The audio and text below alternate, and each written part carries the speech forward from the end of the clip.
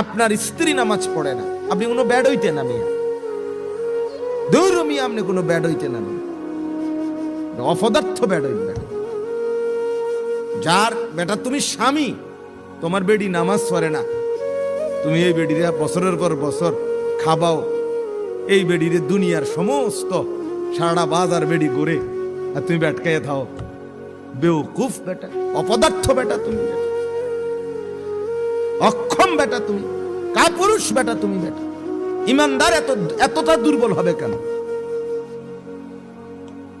মোমেন এত দুর্বল হবে কেন? 20 বছর 30 বছর ধরে আমি বেটি তোর লগে সংসার করি, আর তুই নামাজ পড়তি না।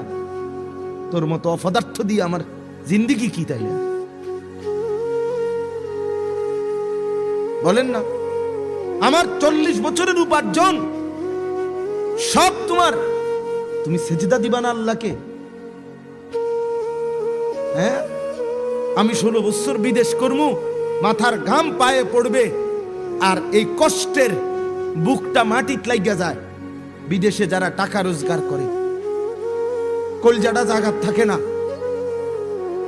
আমি তো যে কয়বার দেখছি সৌদি আরবে হজ উমরার সফরে, কি পরিমাণ প্রখর রোদ, এতটা কষ্ট করে যে মানুষটা 16 বছর 12 বছর 8 বছর ধরে এই বউ বাচ্চার জন্য টাকা কামাই করছে, আর তুমি বেটি এই কষ্টের রক্ত পানি করা টাকা বেচারা পাঠায়, আর তুমি ওইটা বেরিটি ব্যাগে ভইরা বাজারে বাজারে মার্কেটে মার্কেটে শুধু ঘোরো।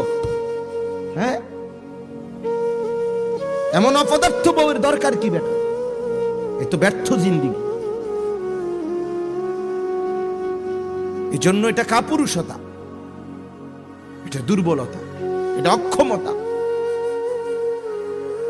আমার ছেলে নামাজ পড়বে না, আমার মেয়ে নামাজ পড়বে না, অথচ আমি এই ঘরের পুরুষ, আমি কামাই করছি, রোজগারি করছি, ওই আমার কথাই শুনবে না।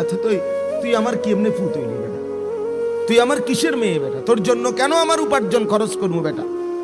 আল্লাহর দুশ্মনের জন্য আমার টাকা খরচ করব কেন বেটা? রাসূলের দুশ্মনের জন্য আমি আমার সম্পদ খরচ করব কেন বেটা? নবীজির হাদিস, লা তুসাহিব ইল্লা মুমিনান ওয়া লা ইয়াকুল মালাকা ইল্লা তাকিয়ুন।